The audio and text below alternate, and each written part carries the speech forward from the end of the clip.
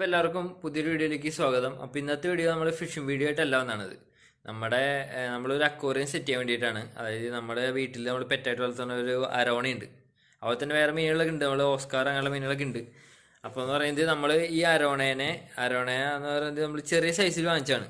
അതായത് ഒരു 5 ഇഞ്ച് 6 ഇഞ്ചിൽ വാങ്ങിച്ചിട്ട് ഇപ്പോൾ ഏകദേശം ഒരു ഒരടിയുടെ മുകളിൽ വലിപ്പമായിട്ടുണ്ട്. അപ്പോൾ അവൻ ആ ടാങ്കിൽ കിടക്കാനുള്ള സ്പേസ് ഭയങ്കര കുറവാണ്.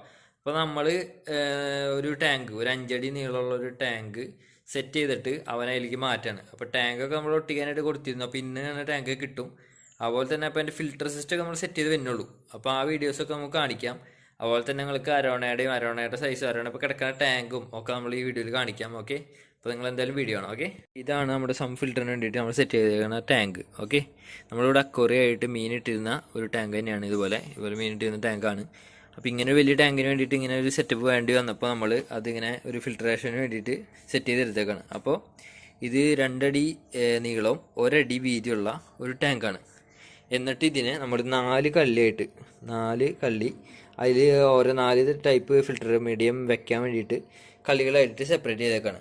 ഇത് പണ്ടില്ലേ 1 അടി മാർക്ക് ചെയ്തിട്ട് അതിൽ നമ്മൾ 1 അടിയുടെ ചില്ലിൻ്റെ പീസ് വെച്ചിട്ടാണ് ഇത് സെപ്പറേറ്റ് ചെയ്തത്. കേട്ടോ, ഇതിൻ്റെ രണ്ടിൻ്റെ ഇടയിൽ ഒരു 2 സെൻറ്റിമീറ്റർ ഗ്യാപ്പിൽ ചില്ലുകൾ വെച്ചിട്ട് ഇതിങ്ങനെ ചില്ല് കറക്റ്റ് നമുക്ക് അളവിൽ കിട്ടാണ്ട് ഒട്ടിച്ചെടുത്താണ് ചില്ല് കേട്ടോ. അങ്ങനെ 2 സെൻറ്റിമീറ്റർ ആയിട്ട് നമ്മളിത് സെറ്റ് ചെയ്തെടുത്തേക്കണം.